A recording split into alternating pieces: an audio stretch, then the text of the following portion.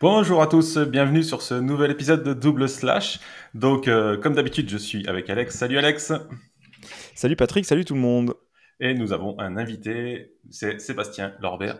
Et bienvenue Sébastien. Salut, merci, Voilà, salut. merci d'avoir accepté l'invitation. Merci de m'avoir invité aussi.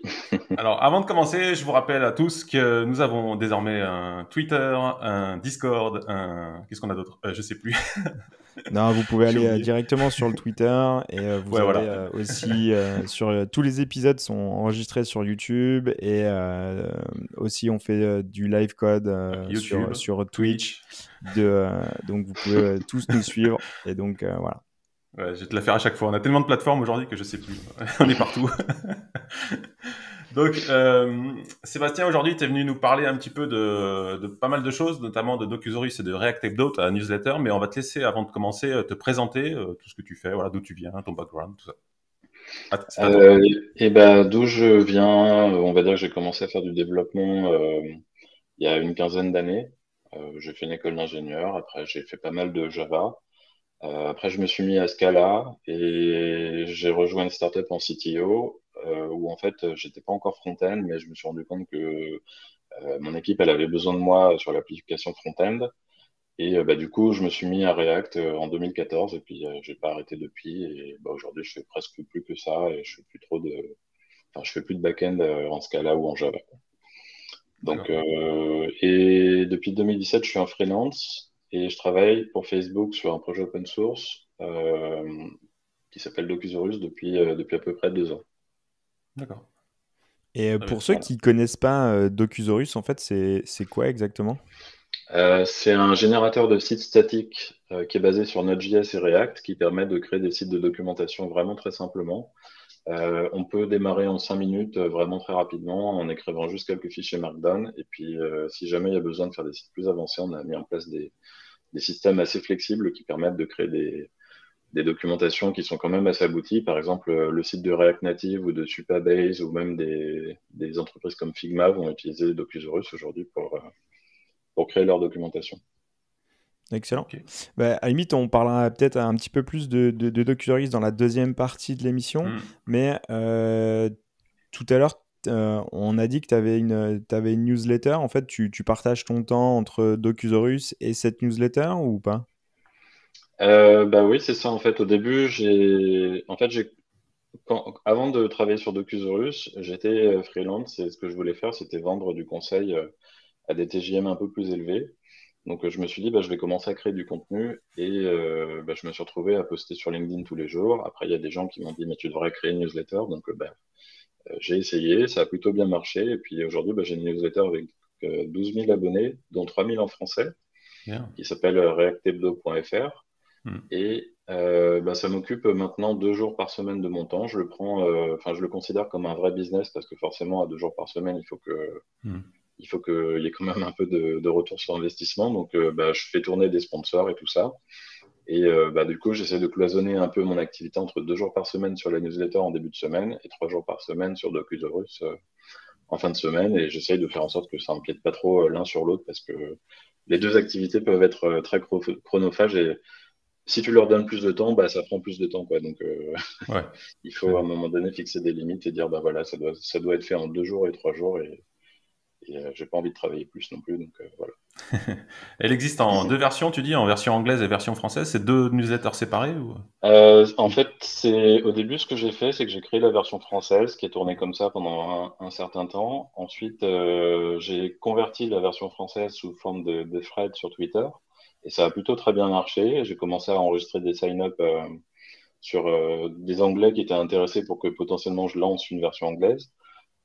Et au bout de 500 abonnés en version anglaise, je me suis dit, bon, on va traduire. J'avais un peu peur que ça prenne du temps de traduire, mais en fait, c'est Hmm. assez rapide. Moi, je suis pas un anglais, enfin, j'ai pas un anglais natif, mais j'utilise des outils comme DeepL et Google Translate pour m'aider un peu. Et puis, bon, de toute façon, je fais sûrement plein d'erreurs, mais les gens, ils s'en foutent. C'est pas trop le problème, quoi. Tant que les liens sont bons et que les commentaires, ils arrivent à comprendre, je pense que ça leur apporte suffisamment Ouais. de valeur pour que ce soit pertinent. Et du coup, j'ai commencé à traduire la newsletter en anglais, je pense, l'année dernière. Et bah, aujourd'hui, en anglais, il y a à peu près 8000 ou 9000 abonnés, je crois, un truc comme ça. C'est énorme. Donc, t'as eu beaucoup plus de croissance sur la Ouais, version ouais, anglophone parce que, on va dire mathématiquement, il y a plus de personnes qui parlent ouais. anglais ou qui vont lire des news en anglais, quoi. C'est aussi l'activité, le thread sur Twitter qui me rapporte beaucoup de visibilité chaque semaine. Donc, je pense que ça contribue aussi, mais effectivement, il y a beaucoup plus de gens qui parlent en anglais. Il y a aussi des Français qui préfèrent être abonnés en anglais parce qu'en fait, ils me disent, bah moi, je préfère les termes en anglais que les termes français. Alors moi, je les traduis pas, hein, je suis quand même, je mets beaucoup d'anglicisme parce que bon, je suis pas hyper fan de la conversion entre certains termes anglais et français, donc je me gêne pas pour les laisser tels quels. Mais bah, il y a des Français qui préfèrent vraiment recevoir les news en anglais. De toute façon, les articles sont majoritairement en anglais. C'est vraiment le même contenu dans les deux. Il y a éventuellement quelques trucs en plus sur la version française, comme des offres d'emploi local ou des sponsors qui sont que pertinents pour les Français, ou alors euh, quelques liens en français de temps en temps. Il n'y en a pas forcément beaucoup. Mais globalement, la plupart du contenu est déjà en anglais. Donc, de toute façon, les gens qui parlent pas anglais, ils auront du mal à suivre l'actualité React de manière générale, quoi. Ouais, c'est clair. Ok. Moi, je suis personnellement abonné depuis un moment à ta newsletter, donc je sais que tu parles principalement de React, mais est-ce que c'est toujours principalement tourné sur React ou tu commences à te diversifier un petit peu? Bah, en fait, moi, j'ai toujours pris le parti qu'en fait, il faut rester ouvert d'esprit. Donc, je mets toujours une section autre à la fin de la newsletter parce que déjà, il y a des nouvelles qui sont pertinentes pour un développeur React, mais qui sont pas forcément liées à React directement. Par exemple, tout ce qui est bundler, TypeScript et tout ça. Et puis ensuite, même, moi, j'aime bien suivre aussi les newsletters qui font, je sais pas, qui parlent de Jetpack Compose, SwiftUI, Flutter et tout ça, pour Mm. savoir un peu ce qui se passe, par exemple, dans l'écosystème mobile. Est-ce que React Native reste toujours une solution pertinente pour faire du cross-platform, des choses comme ça? Bah, c'est important de le savoir, même si, enfin, s'il y a par exemple des innovations intéressantes dans d'autres écosystèmes, je trouve que c'est important de le savoir. Moi, personnellement, j'ai créé une newsletter React, mais si demain il y a quelque chose qui me plaît plus que React, bah, je vais pas rester sur React par dogmatisme et puis me dire, bah voilà, je vais faire cette techno pendant 20 ans parce que voilà, enfin, pour moi, ça n'a pas de sens, quoi. À un moment donné, il faut savoir évoluer Ok. et considérer les alternatives, quoi. Carrément. Non, mais c'est super clair. Après, passer d'une techno à l'autre, peut-être que tu referas une autre newsletter, hein. Tu vois, je sais pas si demain il y a. Après, Ouais, est-ce ouais, que bien tu sûr, penses que ouais. est-ce que tu penses que tu pourras migrer ta communauté ou les personnes qui te suivent sur d'autres technos si on voit qu'il y a une appétence divergente, quoi? Bah, je pense que oui, parce que de toute façon, je pense qu'il y a des tendances dans l'industrie qui sont suivies par, pas que moi. Si par exemple je décide, je sais pas, sur le web, il y a Quick qui fait pas mal parler de lui en ce moment Mm. et qui a des idées nouvelles, c'est pas impossible que dans 5 ans, le truc soit beaucoup plus gros. Euh, Bah, je me dis, si jamais moi je migre progressivement vers Quick, bah, peut-être qu'il faudra que j'élargisse un peu le scope de ma newsletter pour faire rentrer d'autres d'autres outils et parler plus simplement du front-end en général plutôt que de juste React. Mm. Euh, Après, ça me choque Ouais, pas. Je d'autant. pense Ouais. on peut commencer sur une niche de newsletter et puis ensuite élargir en fonction du besoin. Je pense que c'est plus facile de Mm. commencer par une niche parce que aujourd'hui, si je commençais par créer une newsletter qui parle de un peu tout et de rien et de à la fois du JavaScript et puis après du Haskell et puis après du système embarqué ou je sais pas quoi, bah, c'est un peu difficile de convaincre des lecteurs de me suivre, sachant que à chaque fois, il y a des mails que j'envoie qui sont pas pertinents pour certains lecteurs, quoi. Ouais, ouais. Donc, Donc tu restes quand même niché et tu penses que c'est plus facile d'être ouais. niché. Après, je pense que c'est aussi, enfin, ton audience, une fois que tu l'as acquise, c'est plus facile de faire en sorte qu'ils te suivent dans ta transition. Je crois même que on a quand même quelques exemples, enfin, pas forcément en France, mais par exemple, je crois que Ken Sidod, il faisait beaucoup du Angular avant. Et il était un peu connu dans ce domaine-là, et puis il a réussi Mm. à transitionner correctement côté C'est React, vrai. et aujourd'hui, bah, je pense pas qu'il fait encore du Angular. Donc, Non. mais en tout cas, Ok. il y a des gens comme ça qui font des transitions d'un écosystème à l'autre, et pour autant, ça n'empêche Ouais. pas que bah, s'ils avaient déjà une audience avant qui avaient un intérêt. Il y avait peut-être déjà dans leur audience des gens qui avaient déjà fait leur transition eux-mêmes, donc ils sont plutôt contents justement de voir que la personne qui suit depuis des années a Suit les mêmes cette même opinions mouvance, que quoi. voilà. Ouais. Après, c'est peut-être parce que tous les développeurs Angular sont passés sur React. Bon, après, je veux pas, je veux pas bâcher. Bah, en France, je pense qu'il y a encore beaucoup de gens qui font du Angular en France, hein, j'ai l'impression. On est quand Oui, même un oui, pays oui. un peu en retard sur cette transition, quoi.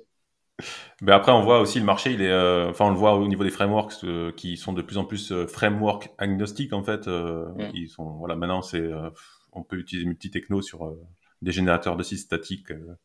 Donc, ouais, peut-être que faudra suivre un peu la tendance aussi dans le futur. Mm. Ouais. Et est-ce qu'aujourd'hui, tu as des retours sur tes auditeurs? Est-ce que c'est plutôt des freelances? C'est des gens qui sont en entreprise? Des gens qui ont un niveau plutôt débutant, advance?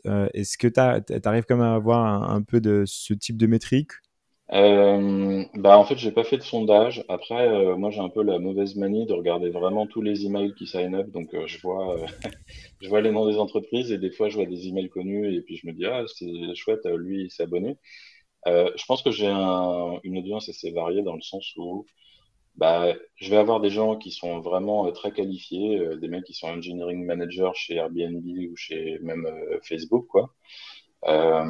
Mais à côté, je vais aussi avoir des gens des profils qui sont beaucoup plus juniors, qui vont, par exemple, il y a des bootcamps en France, par exemple, qui vont dire comment dire, Alumni? ouais, voilà, leur alumni de s'inscrire à ma newsletter en fin de parcours pour suivre l'actualité et continuer à se former régulièrement. Donc ça, c'est des profils qui sont un peu moins, enfin un peu plus juniors. Et on va dire que certains vont avoir du mal à suivre ma newsletter au début. C'est déjà arrivé que par exemple, qu'il y ait un junior qui me dise, bah, au début, je comprenais rien. Et puis maintenant, ça va, je commence à comprendre. Ça fait un an que je lis, que je lis ta newsletter. Et, bah, du coup, moi, ça me fait plaisir parce que je me dis, voilà, c'est pas adressé pour eux à la base, c'est plus pour un profil de gens qui connaissent déjà React, mais bah, il y a quand même des gens qui s'accrochent et qui arrivent à suivre malgré le fait d'être junior et de bah, monter en compétences progressivement en fonction des articles que tu lis, quoi. Mais au Trop moins, bien. c'est une bonne chose d'avoir quelqu'un qui filtre un peu les articles en amont pour leur dire, Mm. bah voilà, ça, il y a quelqu'un qui peut te garantir que c'est pas, l'article raconte pas trop de conneries parce que faut quand même pas se le cacher. Il y a quand même, si tu regardes sur Medium et que tu fais que ta veille sur Medium, par exemple, ou sur Oui. Dev2 ou les choses comme ça, Non.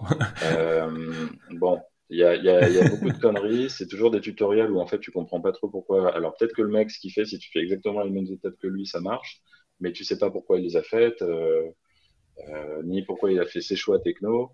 C'est juste vraiment des tutoriels à dérouler pas à pas. Ça marche pour Ouais, certains cas ouais. de figure, mais c'est pas, pour moi, c'est pas comme ça qu'on monte vraiment en compétences, quoi.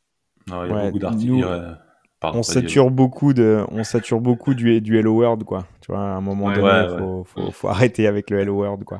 C'est clair. Ok. Top. Alors, sans dévoiler tous tes chiffres, aujourd'hui, tu as une base, une audience qui est assez conséquente. Tu es dédié 2 jours par semaine. Est-ce que tu arrives à tirer quand même de l'argent de cette activité-là qui te prend beaucoup de temps ou ça reste encore sur des équilibres précaires? bah écoutez, vous avez de la chance parce qu'en fait tous mes chiffres sont publics. Ah, J'ai ok. une page Indie Hacker qui détaille vraiment mois par mois le reporting de tout ce que je fais. Donc si Ok. jamais il y en a qui s'intéressent un peu plus à comment on fait pour monter une newsletter Mm. tech et la rendre petit à petit profitable, bah, j'essaie de dévoiler un peu tous les dessous du truc, quoi. Donc j'ai Excellent. pas de On souci mettra les liens, ouais. Super. à partager ça. Pour donner une idée, bah, au début ça me prenait pas 2 jours par semaine, donc c'était aussi moins quali, hein. Je faisais ça peut-être en une demi-journée. J'arrivais à envoyer un truc où en fait je faisais vraiment au tout début en fait je faisais 5 posts sur LinkedIn par semaine et puis ensuite j'envoyais un mail avec les 5 posts par semaine. Alors les posts étaient quand même assez intéressants, mais par contre il fallait cliquer sur les liens, donc au final dans le mail il n'y avait pas grand-chose d'intéressant. Aujourd'hui je suis parti sur une approche un peu plus éditoriale où je me dis bah voilà, le but c'est qu'en fait les lecteurs puissent savoir vraiment avoir un aperçu de l'actualité sans avoir à ouvrir 15 liens et avoir à lire plein de trucs. Parce que je mets quand même beaucoup de liens dans ma newsletter et si je peux pas demander aux gens de cliquer sur tous les liens, c'est pas possible. Par contre, c'est Mm. bien de savoir qu'en fait, bah, il y a telle chose qui s'est passée sans avoir à cliquer le lien. Tu sais que bah voilà, si jamais as besoin de retrouver le lien, tu feras une recherche plus tard dans tes emails et puis tu le retrouveras et tu le Mm. liras au moment où c'est pertinent, mais au moins tu as une idée de quelque chose qui s'est passé dans l'écosystème d'intéressant. Donc j'essaie vraiment d'apporter la valeur directement dans l'email et de pas forcément maximiser, on va dire, le Le nombre de clic. clics Ouais. sortants. J'ai commencé aussi à écrire des articles complets. Enfin, j'en ai écrit un pour l'instant, c'est pas beaucoup. Mais pour moi, l'idée, c'est par exemple de dire, voilà, je vais essayer d'écrire un article qui est assez intéressant, éventuellement un peu interactif, et relativement court, et de l'envoyer aussi par email. Comme ça, les gens, en fait, ils pourront directement lire l'article dans l'email. Donc, il y a des problématiques un peu intéressantes à résoudre, comme si par exemple tu utilises une techno comme MDX qui permet d'utiliser du React dans du Markdown. Comment tu convertis ça pour un email? Bon, moi, je fais des GIFs, par exemple. J'avais fait des GIFs sur un email et ça se convertissait pas mal. Euh, et il y a aussi, par exemple, comment tu fais pour envoyer des codes blocs? Est-ce que tu fais une image? Est-ce que tu essayes de faire en Mm. sorte que ton renderer de syntax highlighting il soit compatible avec le markup email? C'est pas évident. Ouais, je vois. Euh, Moi, j'ai réussi à faire un petit truc qui marche à peu près, mais je suis pas hyper satisfait encore. Mais en tout cas, c'est quelque chose que j'aimerais faire, c'est de dire, bah voilà, j'aimerais envoyer des codes blocs dans l'email Mhm. qui ont une belle gueule et puis qu'on peut copier-coller et tout ça, quoi. Ok. D'accord. Bon, bah, on mettra tous les liens de toute façon de ta newsletter, de ta page Indie Hacker pour aller voir tous ces liens. Mm. Donc, super. À la limite, je te propose qu'on bascule sur la deuxième partie où bah, tu structures ta semaine en deux parties, ta newsletter et Docusaurus. Peut-être revenir dessus parce que c'est quand même un projet assez conséquent. Aujourd'hui, on est à fond. Enfin, il y a toute une effervescence sur le statique, sur la génération de sites statiques. Alors, c'est venu et rentré par les sites de documentation. Maintenant, on Mhm. voit que ça s'étend encore plus sur des sites, on va dire, plus éditorial. Euh, et on arrive aussi à un mix entre bah, les sites statiques, semi-statiques, avec les islands et tout ça. Mais en tout cas, toi, tu bosses sur Docusaurus qui est full statique. Est-ce que tu peux nous parler peut-être un peu de la genèse du projet, comment t'es arrivé sur ce projet-là, toute Mm. l'histoire derrière? Alors, bon, moi, j'étais pas à la genèse du projet, donc je pourrais pas trop vraiment dire dans les détails, mais dans les grandes lignes. C'est Facebook, ils ont plein de projets techniques, aussi bien internes qu'externes. En fait, on voit pas forcément, mais il y a plein de projets en interne aussi qui sont pas open source et que eux, ils doivent gérer. Mm. Euh, En fait, ils ont besoin de créer plein de sites de documentation, mais ils ont pas envie de créer un nouveau site complet de zéro à chaque fois. Donc ça, c'est des problématiques qu'ils devaient avoir autour de 2015-2016. Ils ont commencé à copier-coller un template Jekyll pour chaque projet. Donc ça marchait pas mal dans le sens où en fait, bah, il y avait une équipe qui développait le template Jekyll, Mhm. mais c'était pas très maintenable sur le long terme parce qu'en fait, si tu upgrades ton template Jekyll, tu rajoutes des features, bah après il faut réussir à intégrer ces nouvelles features dans tous les projets Ouais. on va dire, initialisés. Donc bah, moi j'étais pas là à cette époque-là, mais j'imagine que c'est un peu compliqué à gérer sur le long terme d'avoir tous ces projets qui divergent dans le temps. Donc, bah, l'idée de Docusaurus, c'est vraiment de faire un outil de documentation qui permet de mutualiser, on va dire, l'outil, de s'assurer que, en fait, quand tu upgrades l'outil, eh ben, tu bénéficies de nouvelles features et tout ça, quoi. Donc, t'as pas besoin de merger les nouvelles features du template upstream Mhm. dans ta doc finale pour en bénéficier. Ça se fait automatiquement en upgradant. Donc voilà, ils ont essayé de créer un projet sur lequel tu peux en fait te concentrer vraiment sur le contenu. Donc, en gros, t'as un repo avec quelques fichiers Markdown. Tu lances un outil en ligne de commande de Clusaurus et puis derrière, ça te génère un site statique et puis tu peux le déployer sur GitHub Page ou sur un autre hébergeur statique. Nickel. Par contre, c'est vraiment la base, c'est quand même du Markdown, quoi. Donc, c'est vraiment orienté documentation. Donc, le cœur et Ouais, tout le contenu va être généré et géré en Markdown. c'était vrai à l'époque où en fait c'était que sur du Markdown. Aujourd'hui, c'est moins vrai. En fait, Docusaurus, on le vend toujours comme un outil de documentation, parce que bon, c'est pour des raisons marketing. Mais en vrai, Hmm. c'est un peu un outil générique comme Gatsby. Imagine Gatsby, mais sans la couche GraphQL, et bah, c'est Docusaurus. En fait. Donc, ça présente quelques challenges, parce que par exemple, si tu veux ne pas avoir la couche data de Gatsby en GraphQL, ça présente quelques challenges dans Docusaurus. Par exemple, si tu veux afficher les 3 blog posts les plus populaires sur ta page d'accueil en Docusaurus, il va falloir recoder des trucs parce qu'en fait, on ne peut pas dire sur la page d'accueil du site Docusaurus, je veux les 3 blog posts qui commencent par la lettre A, tout ça quoi. Hmm. Donc ça, c'est des choses, tu vois, qu'on peut pas faire. Mais globalement, en fait, c'est une architecture qui est assez inspirée de Gatsby, mais qui a été simplifiée quoi. Mais en gros, tu peux créer toi-même tes propres plugins et puis, euh, et puis faire des choses qui vont lire des fichiers YAML si tu as envie ou une source de données externe ou n'importe quoi. Ok. Ok, et quelqu'un qui veut monter un site de doc, par contre, il a des compétences un peu limitées en React. Est-ce que, il y a quand même possibilité d'utiliser Docu pour justement, enfin Docusaurus pour justement générer son site, ou le passage est obligatoire pour React, ou, ou je peux faire Bah, ça? non, vraiment, à la base, Docusaurus, c'est tu peux créer ton site de documentation avec juste du Markdown et un peu de config. Hmm. Euh, En fait, déjà, tu as des fichiers Markdown pour la documentation et tu peux potentiellement, nous, quand on initialise un nouveau site Docusaurus, on crée une landing page qui est codée en React parce que c'est plus flexible. Mais si tu as envie, tu peux créer un fichier index.amd dans le dossier pages de Docusaurus et ça te crée ta landing page en Markdown. Donc, tu n'as pas besoin en fait de faire du React du tout. Tu peux juste avoir que des fichiers Markdown. Par contre, bah, c'est quand même un générateur de site statique basé sur Node.js et React. Donc, bah, il faut que tu saches faire un npm install, il faut que tu saches envoyer des fichiers statiques sur GitHub Pages ou sur un hébergeur. Donc, c'est pas forcément à la portée de ta grand-mère, mais voilà, c'est pas hyper compliqué, quoi.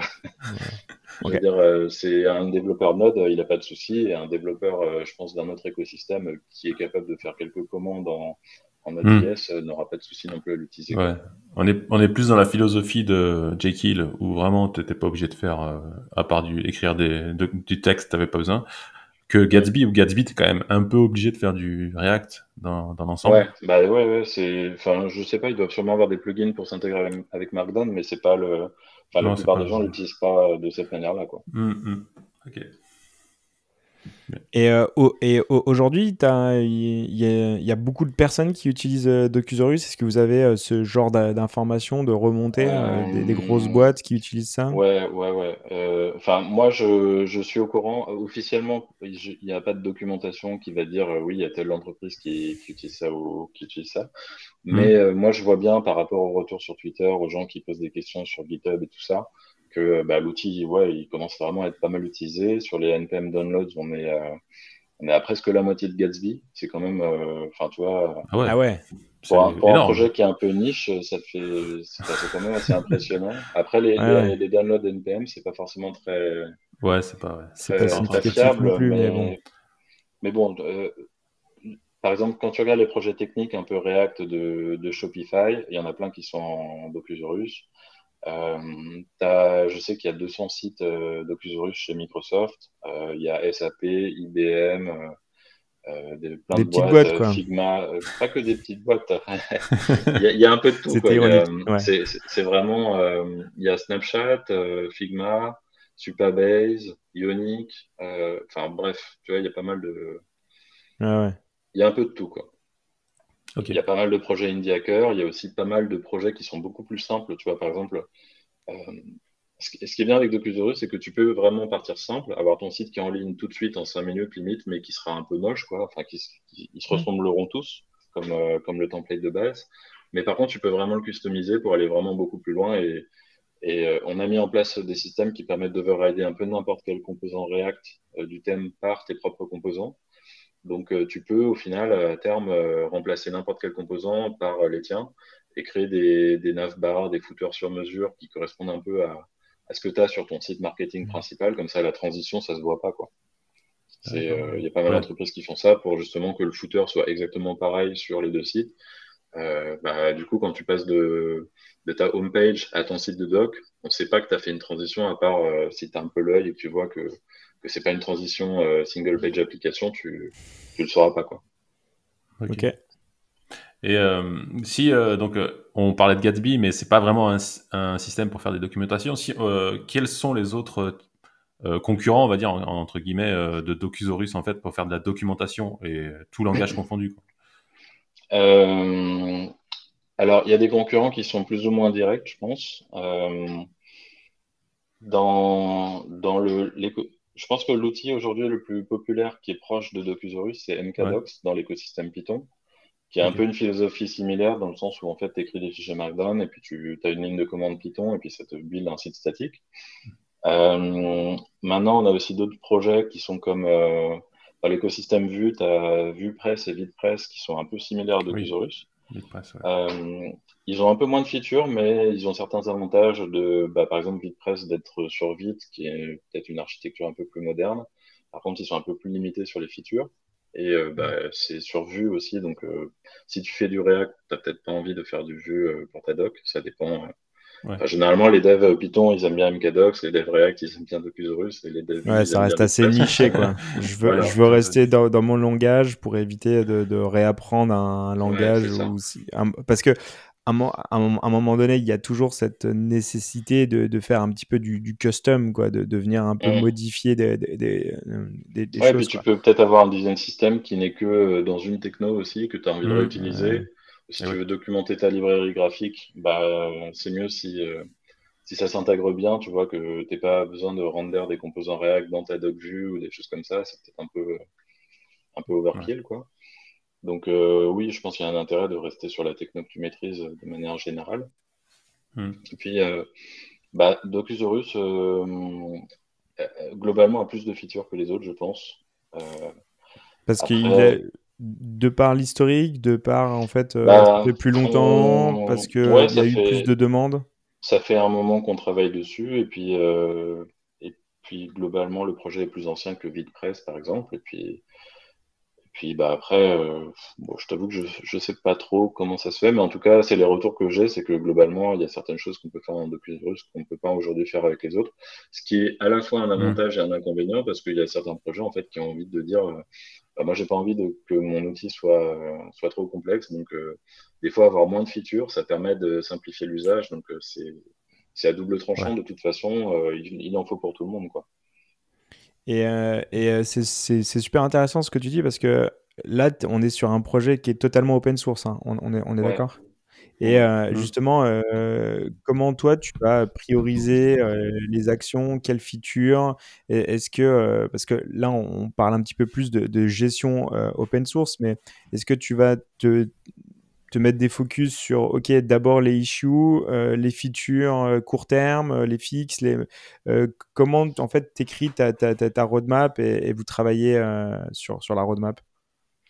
La roadmap, on va dire qu'on sait à peu près dans les grandes lignes ce qu'on veut faire. Après, moi, j'essaie de prioriser essentiellement ce qui me semble va apporter un retour sur investissement relativement important. Enfin, on n'a Mm. pas des ressources énormes non plus sur ce projet-là, donc le but, c'est de Ouais. pas d'essayer de prioriser ce qui peut avoir un impact au plus vite, quoi. Mm.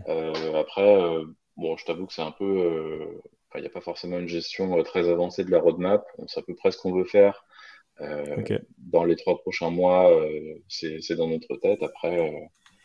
Après, voilà, Mm. il faut arbitrer entre le support et la gestion des issues et c'est sûr que les pull requests soient bien mergés et en même temps avancer sur les grandes lignes du projet, ce qui n'est pas toujours évident. Moi, je travaille 3 jours par semaine dessus, donc généralement, quand je reprends sur Docusaurus, ce que je fais, c'est que je dépile les notifications la première journée. J'essaie de balancer, on va dire, tout ce qui est facile à traiter tout de suite. Comme ça, après, je, Mm. je conserve que les éléments qui sont un peu plus complexes. J'essaie d'en traiter certains, j'essaie de merger quelques pull requests, et puis j'essaie au moins de me garder une journée pour avancer sur les problématiques de fond, Mm. pour qu'il y ait du progrès parce que sinon, en fait, tu peux faire que du support, hein. C'est ça Ouais, la c'est clair. problématique, c'est qu'il faut pas tomber dans le piège de dire, bah voilà, en fait, je vais répondre à absolument tout. Moi, c'est un peu mon problème, c'est que j'ai tendance à ne pas aimer. tu vois, il y a une issue, il y a personne qui a répondu, il y a un mec qui a un problème, ça a l'air légitime. C'est difficile de dire, en fait, non, ce mec-là, je vais pas lui répondre parce qu'en fait, si je lui réponds, j'avance pas sur des trucs de fond. Et du coup, si j'avance pas sur des trucs de fond, il y a un autre mec qui va ouvrir l'issue, qui va me dire, t'as pas avancé sur ce truc-là, on peut pas le faire. Donc, du coup, au final, le travail s'accumule. Donc, c'est important de faire un peu les deux, quoi. Il faut arbitrer entre débloquer les utilisateurs pour qu'ils aient une alternative tout de suite, mais en même temps, Mm. avancer sur le truc qui permet de faire en sorte qu'il n'y ait pas besoin de l'alternative et qu'il y ait un support officiel de, pour Ok. faire ce qu'ils ont besoin, quoi. Et tu parles de pull request. Vous avez beaucoup de contributeurs sur le projet? Autre, enfin, de l'extérieur, quoi, je parle. Hein. Ouais. Alors, je sais pas ce que c'est beaucoup, mais ouais, on a régulièrement des pull requests. Je pense qu'on en a peut-être 5 ou 6 par semaine qui s'ouvrent Ah, quand même. par des contributeurs externes. Donc, Et t'en ouais, je merges crois. à peu près combien par semaine, tu sais? Hum, Ouais, à peu près pareil. Peut-être, franchement, ça dépend vraiment des semaines, quoi. Il y a des pull requests qui sont plus compliqués que d'autres, donc forcément, Ouais, faut les c'est relire. pas Ouais. évident. Ouais. Et Et le fait d'avoir, excuse-moi de te couper, mais le fait d'avoir en fait Docusaurus qui est implémenté dans plein de boîtes et des grosses boîtes, est-ce que justement ces gros acteurs qui utilisent cet outil euh, sont un peu dans le money back, quoi? C'est-à-dire, est-ce qu'ils détachent du temps de leurs développeurs pour venir aussi contribuer à ce projet-là ou pas trop? pas trop. Ok, Pas il te trop. Non, dit. après, ouais, tu vois, on a un open collective avec, je crois, il y a Temporal qui nous verse 200 euros par mois. Mais je crois que c'est le plus gros montant, quoi. Donc, Ah oui. Ok. globalement, c'est un projet qui est financé que par Facebook. Tu peux avoir quelques gens dans certaines entreprises qui vont contribuer de temps en temps. Comme par exemple, je crois qu'il y a un dev chez OnePassword qui nous a ouvert quelques pull requests assez intéressantes récemment. Mais c'est vrai que globalement, il n'y a pas forcément de support des autres entreprises, quoi. Et Ouais. après, c'est aussi le tort de Facebook. Moi, je leur ai déjà dit, mais je sais pas, tu pourrais très bien aller voir Netlify ou Vercel et puis leur dire, je sais pas, on fait un partenariat, vous financez un peu le projet, on vous met en avant pour que ce soit la solution. Tu vas recommander pour déployer un site Docusaurus. Ils sont pas trop intéressés Ouais. Hmm. par ce Après, côté-là. Et est-ce que c'est pas parce que sur ce projet-là, en fait, il y a Facebook derrière? Si c'était un projet peut-être open source avec un mec dans son garage, peut-être qu'il financerait plus facilement. Là, le fait qu'il y ait Facebook, ils se disent ouais, peut-être, bah, c'est bon, ils ont du fric, pas besoin, quoi. je pense aussi Non? il y a ce côté-là, il y a tous les gens qui disent toujours ouais, c'est un projet Facebook, mais je comprends pas, vous pouvez rajouter 3 nouveaux développeurs dessus et ça irait plus vite. Ouais, Enfin, tu vois, voilà. je veux dire, tu regardes l'équipe React, nous on est une toute petite équipe, tu regardes l'équipe React ou React Native, ils sont tous moins de 10, quoi, tu vois, c'est pas pour un projet de cette ampleur-là, les gens ils s'imaginent qu'il y a toujours 100 personnes dessus Ouais. alors que c'est pas le Hmm. cas, et puis de toute façon, même s'il y avait 100 personnes, ça n'avancerait pas forcément plus vite, parce que Non. c'est pas toujours en mettant plus de moyens qu'on avance plus. Après, je pense qu'effectivement, avoir quelqu'un en plus sur Docusaurus qui allégerait un peu la partie support, ça pourrait aider Hmm. pour se concentrer un peu plus sur les problématiques de fond, quoi. D'accord. Après, il y a toujours, enfin, on l'a vu sur d'autres projets avec d'autres invités, de temps en temps, il y a des gens qui participent au projet open source activement. Et à un moment donné, ils sont intégrés souvent dans les boîtes comme Microsoft pour travailler à plein temps sur le projet. Donc, Mm. on peut encourager les gens à aller justement faire du support sur les open source pour un jour peut-être travailler pour la boîte qui finance le truc. Quoi. Ouais. Ce qui est assez. Alors, nous, on a 2 contributeurs externes qui sont assez actifs, Hmm. qui en soi pourraient potentiellement être employés par Facebook un jour. Il y en a un qui est en Russie, c'est un peu compliqué pour lui en ce moment. Et en plus, je crois il a une maladie chronique qui fait que des fois, il y a des périodes où en fait, il disparaît pendant un mois et on n'entend plus parler de lui. Et là, en ce moment, à la frontière entre la Russie et l'Ukraine, voilà, c'est Ouais. un peu tendu, je pense, et puis même Facebook, on peut y a un développeur remote en Russie. Enfin, tu vois, il y a toute une histoire de politique Hmm. derrière que Ouais, ouais. je pense que ça passe pas. Compliqué, quoi. Et puis, on a un autre gros contributeur qui est en Chine. Enfin, qui est en Chine et aujourd'hui, c'est un étudiant aux États-Unis aujourd'hui, mais qui vient de Ah, Chine. Et du coup, voilà, il a ses études encore pendant un certain nombre d'années. Donc, voilà, c'est pas forcément. Il y a un peu de tout dans les profils, mais c'est vrai que pour l'instant, les contributeurs les plus actifs, c'est des gens bah, qui peuvent pas forcément être recrutés à court terme, en tout cas par Facebook. Ok. Et dédié plus que nécessaire, quoi. Hmm. Clair. Euh, et est-ce que toi, à titre personnel, en fait, le fait de bosser sur un projet comme ça t'a fait monter en compétences Qu'est-ce que ça t'a apporté? Bah, je pense que en termes de compétences, ça m'a appris des choses qui sont un peu niches, quoi. Bon, j'ai vu comment ça marchait un générateur de site statique en React. Euh, c'est pas c'est pas du tout pareil que les applications d'entreprise sur lesquelles la plupart des devs travaillent. Donc c'est intéressant, mais en même temps, c'est des compétences que j'aurais du mal à porter dans une entreprise et à vendre. Enfin, En direct, quoi. Ouais. ouais, enfin, tu vois, par exemple, c'est un peu con, mais tu vois, genre, les gens qui lisent ma newsletter, ils se disent, ouais, le mec, il doit connaître tout de React et tout, il a utilisé toutes les libres. En vrai, ça fait 2 ans que j'ai pas fait de React Native, à part des petites applis pour tester, quoi. J'ai jamais utilisé React Query, ni SWR ou Xstate ou tout ça. J'ai pas d'expérience pratique sur toutes ces libres-là, tu vois, donc, Mhm. euh, aujourd'hui, c'est ce qui est utilisé en entreprise. Docusaurus, c'est un produit qui est vraiment très particulier. Même la manière de tester le code et tout ça, c'est pas tout à fait pareil parce qu'en fait, le vrai output de Docusaurus, il n'y a pas de règle métier, tu vois. C'est des fichiers statiques, donc il faut vérifier que les headers sont bien là, que le prefetching fonctionne et tout. Donc c'est pas du tout pareil que, on va dire, les apps d'entreprise où il y a des règles de gestion. Il faut faire un test unitaire pour, Ouais, des règles métiers hyper précises, quoi. Là, c'est. voilà. Là, Mhm. C'est un le but, rendu, c'est quoi. qu'en fait, voilà, tu as un rendu, il faut que ce soit joli, il y a des données, il faut que tel composant reçoive telle donnée. Euh, c'est des tests, on va dire, un peu plus techniques que métier. Mhm. Et je pense que ce que j'ai le plus appris, c'est bah, comment on gère un projet open source, comment on gère la communauté, la communication, le marketing et tout ça. Ça, c'est des aspects que bah, on pourra peut-être pas de la même manière en entreprise. Enfin, je dis pas que la communication en entreprise, c'est pas important, mais sur un projet open source comme ça, il y a quand même une activité de marketing qui est importante pour que le projet se développe. Il faut Mhm. écrire des blog posts pour que le projet Ouais. devienne populaire. Il faut s'assurer que le support soit bon. Il faut s'assurer que tu communiques bien quand il y a une nouvelle release pour qu'en fait les gens soient au courant. Euh, enfin voilà, il y a tout un tas de choses qui font que en fait, qui vont avec le projet, dont je m'occupe aussi pour que le projet se développe, quoi. Ok. Ouais, ouais. Ouais, t'as quand même une obligation, enfin une obligation, pardon, t'as quand même besoin de communiquer quand même voilà, pour communiquer sur le projet, toutes les évolutions, tout ça, pour que les gens Ouais, continuent c'est à suivre ça, le ouais. projet et soient Mm. motivés pour l'utiliser, le faire évoluer, tout ça. Ouais, c'est vrai que c'est un aspect qu'on a tendance à oublier sur l'open source, mais le marketing est Bah, je super pense important. qu'aujourd'hui, il y a enfin, tu vois, par exemple, il y a plein de gens qui créent des libres open source, qui font un GitHub avec un Hum, petit README. Bah, le problème, c'est qu'en fait, déjà, le README, souvent, il n'est pas forcément très bien fait. Donc, ça aussi, c'est important. Et ensuite, bah, voilà, les mecs, ils se disent, bon, il y a personne qui utilise ma lib. Même moi, j'ai changé de contexte dans mon entreprise. Du coup, je l'abandonne parce que ni moi, ni personne ne l'utilise. Donc, ça n'a plus de sens de passer du temps dessus. ouais. Alors qu'au final, tu vois, l'idée, Alors elle qu'il n'est pas aurait peut-être forcément dû mauvaise communiquer, derrière. ouais. C'est juste que potentiellement, le mec, il s'est concentré que sur l'implémentation. Et derrière, il n'y a pas eu de marketing. Hum. Alors qu'en fait, il faut peut-être au moins la moitié du marketing. Et tu vois, il faut que ce soit bien réparti, quoi. Si tu fais un super truc, mais que tu n'en parles jamais, bah, personne ne saura que ça glisse, quoi.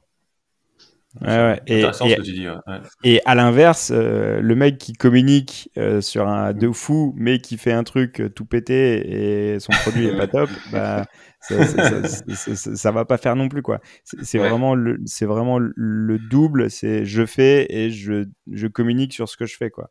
Euh, mais Mm. euh, mais ouais, ouais, je pense qu'on surtout de manière générale. Alors bon, toi t'es pas du tout dans cette règle, dans la mesure où tu communiques assez facilement, mais on voit quand même qu'il y a une grosse tendance sur les développeurs ne sont pas les meilleurs communicants Mm. en termes de marketing, en termes d'écriture, en termes Ouais. de création de contenu, même s'il y a une tendance qui va vers où il y a de plus en plus de personnes qui créent du contenu, donc ça c'est plutôt une bonne chose, mais on va dire la typologie classique des développeurs, c'est pas toujours les meilleurs communicants, quoi. Mm. Ouais. Mais je pense que c'est pas que les développeurs. Je pense qu'il y a aussi pas mal de, enfin, il y a toujours des développeurs, mais je veux dire dans les startups et tout ça, il y a pas mal de boîtes qui se montent aussi où ils essaient de créer un produit. et ils savent pas encore comment le vendre. Et aujourd'hui, bon, voilà, c'est assez connu qu'en fait, c'est important. Il faut investir sur le marketing et ne pas juste penser au produit, mais aussi penser à tout l'aspect distribution. Et une libre open source, même si c'est gratuit, c'est un produit.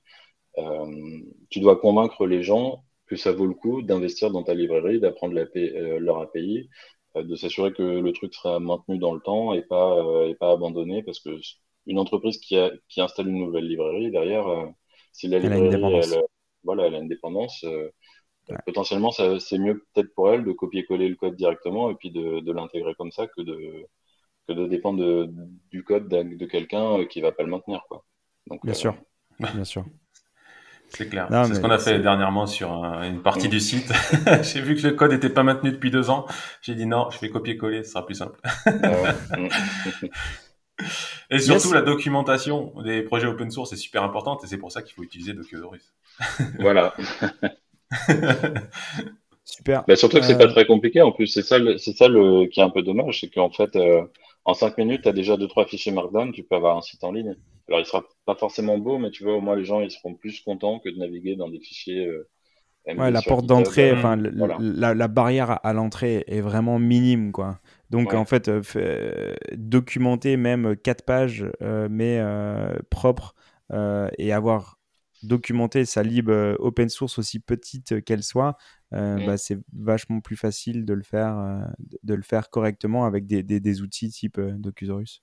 Clair. Ouais. Et Ouais. c'est même pas juste la documentation, enfin, tu vois, dans l'aspect marketing, il peut y avoir d'autres choses comme rien que le fait d'ajouter une social card à ton projet, tu vois, sur GitHub. Quand tu partages Mm, un lien GitHub, il faut qu'il y ait une image qui s'affiche. Si tu fais pas ça, mm, tu te prives du marketing. Tu vois, à chaque fois qu'il y a un mec qui va partager ton lien, tu vas avoir une preview toute pétée qui va s'afficher, alors que tu pourras avoir Mm. une belle image bien designée. Alors, t'es pas obligé de faire un truc très compliqué, hein. Il faut juste que les gens comprennent que ça attire l'œil, quoi. bien sûr, bien sûr. Ouais. Mm. Super. Ah, super conseil, super conseil. Écoute Mm. Sébastien, je crois qu'on a fait le tour un petit peu du sujet. De toute façon, on reprendra toutes tes coordonnées, évidemment ta newsletter, le lien pour Docusaurus, le site de doc de Docusaurus pour savoir comment utiliser Docusaurus.